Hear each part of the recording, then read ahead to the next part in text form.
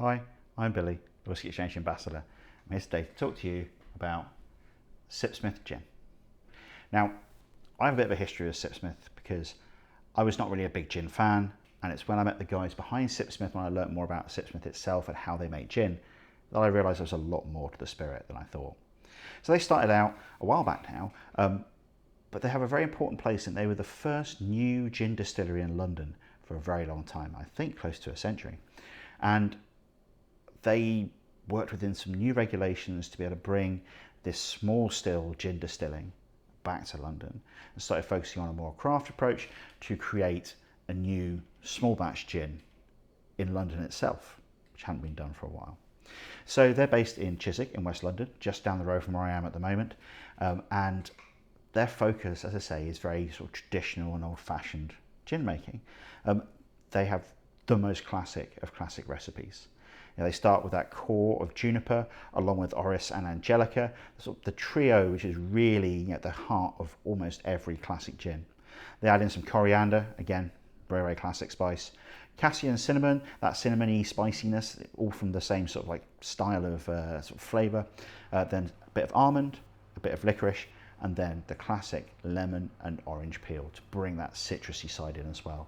It is as classic a gin as you can get, made in copper pot stills in a really nice old-fashioned way, really showing that even though gin has been around for a long time with these very old recipes, you can still make a really great gin in the modern day with all the learnings we've had over the hundreds of years since gin was introduced.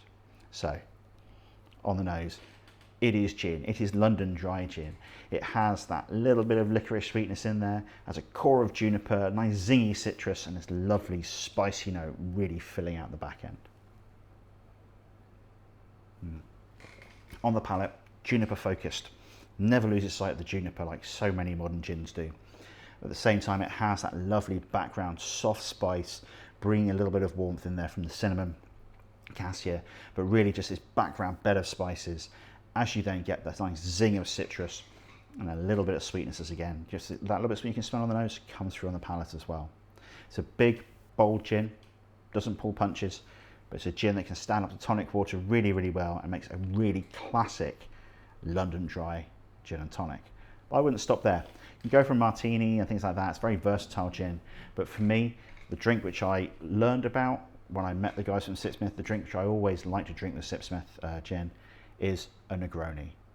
Equal measures, gin, Campari, sweet vermouth, and in the case of Sipsmith, maybe sometimes a little dash of their damson vodka or a little splash of their sloe gin to add a little bit more fruitiness. Fantastic drink, all focused around this really traditional style of gin making, which Sipsmith have brought back to the capital. So, if you want a classic gin and you want to support some people who make some great stuff and have really helped change the face of gin in London, get yourself a bottle of Sipsmith.